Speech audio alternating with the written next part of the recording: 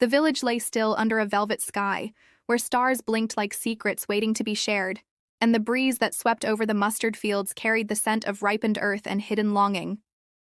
She stepped barefoot across the soft soil, her anklets silent, her dupatta clinging to the soft curve of her waist as if the night itself dared not disturb the rhythm of her thoughts. Mira had always walked this path, but tonight it felt different, heavier, fuller, like the air around her had learned the shape of his name and was whispering it back to her with every breath she took. Arjun waited under the old neem tree where the shadows fell long and the silence deepened, with the flutter of every leaf he saw her before she saw him. And the sight of her made the heat rise to his chest, to his throat, to his lips that had not touched hers, but burned for the chance to. Mira stopped before him, the moonlight casting silver on her skin, and he reached out with hands rough from fieldwork, but trembling like a boy who'd never known the softness of a woman. She didn't step back instead. Her eyes found his, and the space between them disappeared like a prayer answered too fast. Her fingers touched his wrist, slowly trailing to his palm, then resting there, pulsing warm, inviting, and his breath hitched as she pulled his hand to her waist, guiding him with the grace of someone who knew exactly what she wanted. His heart thundered in his chest as he leaned down and pressed his lips to her temple, tasting the salt of her skin and the warmth of her need. She turned into him, her mouth seeking his, her body pressing gently until there was no line between where he ended and she began. The neem leaves rustled louder now, or maybe it was the way she gasped when his hands slid along her back and her lips parted against his, letting him in, letting him claim the moment they had both waited for through years of glances and words never said. His kurta slipped from his shoulder as her fingers curled into the fabric, tugging, kneading, and his lips moved to her throat, where her pulse raced like monsoon rain hitting thirsty land. She moaned softly, a sound so sweet, so full of ache that it made the whole world feel far away. Just the two of them under the dark sky, wrapped in fire and longing and the ache of every night they had not touched and every day they had only dreamed.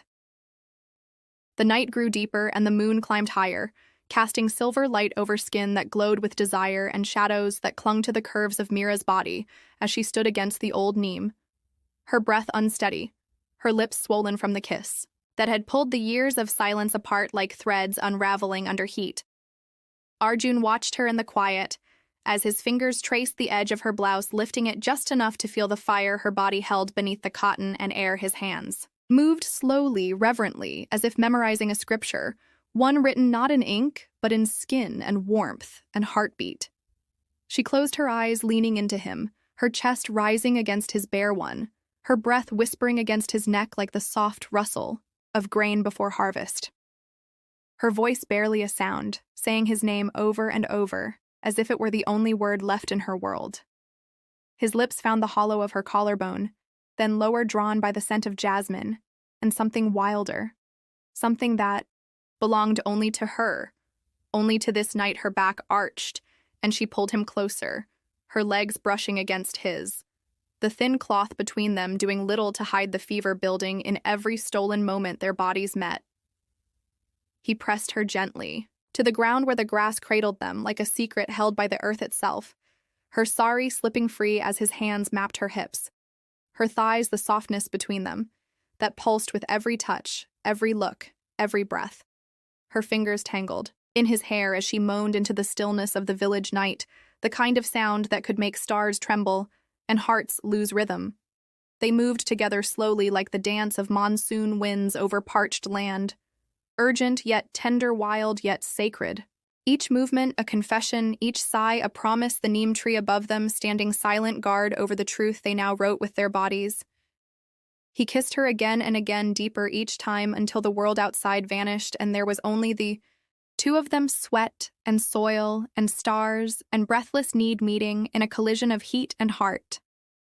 When it was over, when their pulses slowed and the warmth between them softened into something gentle, he wrapped his arms around her and she rested, her head on his chest, listening to the thud of his heart, a rhythm that matched her own. She looked up at him, her eyes dark and shining, and said without words what they both knew: this would never be just a night. Not for them, not after this. Not when their souls had burned in the same fire. When the village slept, their hearts had awoken, and there was no turning back. Only the memory of skin on skin and the taste of love too long denied, and the quiet promise of 1,000 more nights yet to come.